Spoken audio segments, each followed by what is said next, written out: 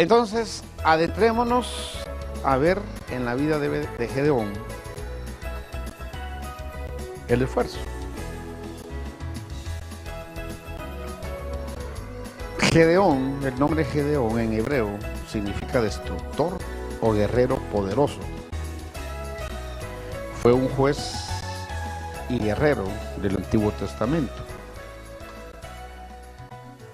Curiosamente no tenían nada para ser juez ni para ser guerrero. Fue el quinto de los jueces del pueblo judío y es considerado como uno de los más sobresalientes por la magnitud de su obra guerrera contra uno de los pueblos enemigos de Israel, los madianitas. Hijo de Joás de la tribu de Manasés. Los datos que conocemos de su historia se encuentran relatados en el libro de Jueces, de los capítulos 6 al capítulo 8. Ahí encontramos en buena medida parte de la historia. Entonces, aquí en este mapa podemos ver, para tener una idea, cómo el pueblo estaba rodeado de enemigos. Los filisteos por un lado, los edomitas por otro, los moabitas por otro, los amonitas por otro, los madianitas, que era con los que tuvo que pelear Gedeón de manera más fuerte. Entonces estaban rodeados. No estaban viviendo una época nada agradable. Ya. Nada agradable. Y entonces Gedeón pertenecía a las tribus de Israel.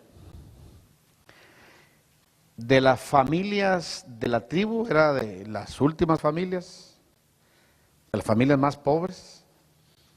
De la familia, perteneciendo a una de las familias más pobres, era el último de la familia. Y de acuerdo a la cultura judía, el último de la familia no tenía derecho a nada. Por eso cuando aparece el ángel de Jehová y le dice, y le empieza a decir lo que le dice, Gedeón dice, espérate, aquí hay algo que no encaja. Yo lo que menos tengo es todo lo que tú me estás diciendo. Ya, de valiente, de esforzado. Ya.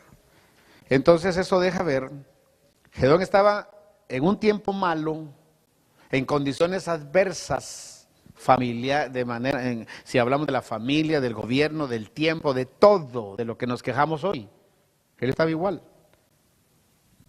Por eso hemos venido diciendo, y se aplica en el contexto bíblico, también en el contexto secular, que la verdadera historia de todo ser humano no es en dónde empieza, sino en dónde termina. ¿Cómo empezó Gedeón? Pues en principio no fue nada agradable. Los hijos de Israel habían hecho lo malo, dice el relato bíblico, ante los ojos de Dios. Mire todo lo que viene cuando uno hace lo malo. Y Gedeón estaba, no dice si él era de los malos, de los que estaban haciendo tantas cosas malas, pero aquí las consecuencias las sufren todos.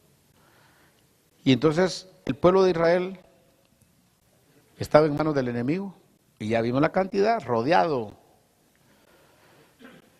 Huyeron y tuvieron que esconderse, vivían en cuevas metidos. Cuando uno va a Israel y ve esas grandes montañas rocosas y todo, y las cuevas, uno entiende todo esto, ya le da vida la enseñanza. Tenían miedo, los atacaban constantemente, eran atacados constantemente, les quitaban todo, el producto de sus siembras, destruían sus frutos, los devastaban, la tierra estaba devastada. Y empobrecía. ¿No le parece familiar eso? ¿No le parece que eso es la situación hoy de nuestros países? Analícela. Mire, en manos de los enemigos, en manos de los malos,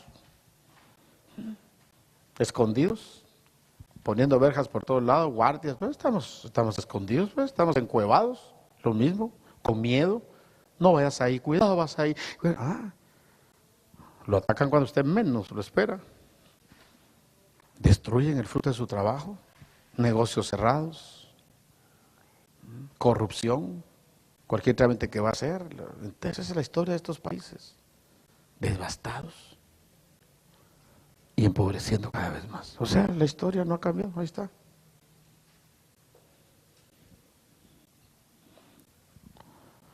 Entonces, para tiempos malos todos, pues, ¿y de qué nos quejamos? Gedeón se quejara también. Gedeón, si viviera aquí, dijera, ay, no, hombre, si Israel era igual. Cuando yo viví, estábamos iguales. Si él apareciera por aquí, nos diera una conferencia. Para eso Dios dejó las historias bíblicas. Porque Él sabía, Él es el Señor, todo el que iba a venir en todos los tiempos. Y eso es. Entonces ahí estaba Gedeón. Así empieza Gedeón. Por eso la verdadera historia de todos, hermanos, no es en dónde empieza, sino cómo termina. Ahí estaba. Mire el comienzo de Gedeón. Igual que posiblemente el suyo y el mío.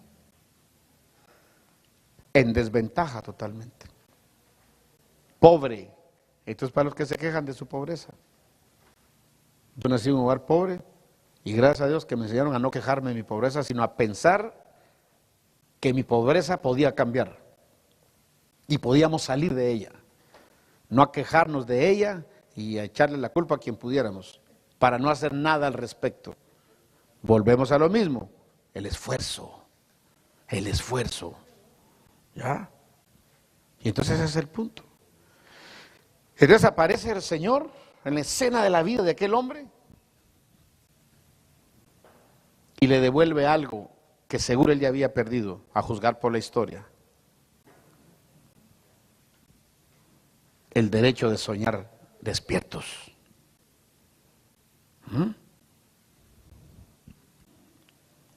Entonces el relato bíblico lo dice bien claro.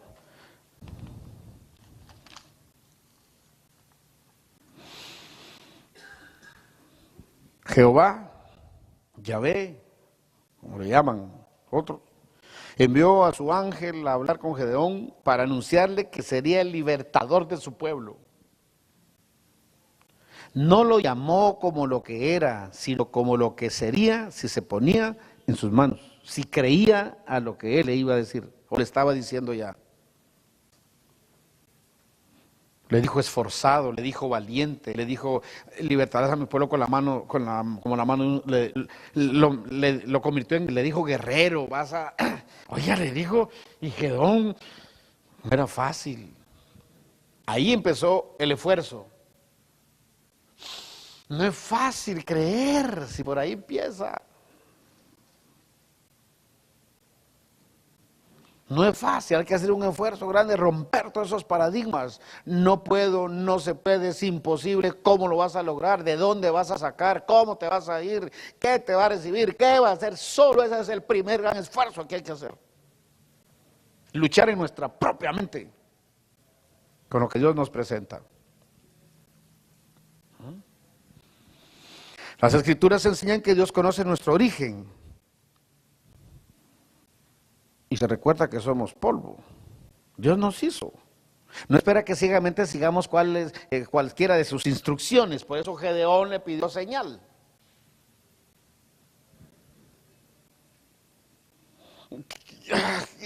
Desatar esa fuerza, ese levantarse, no fue fácil, Señor.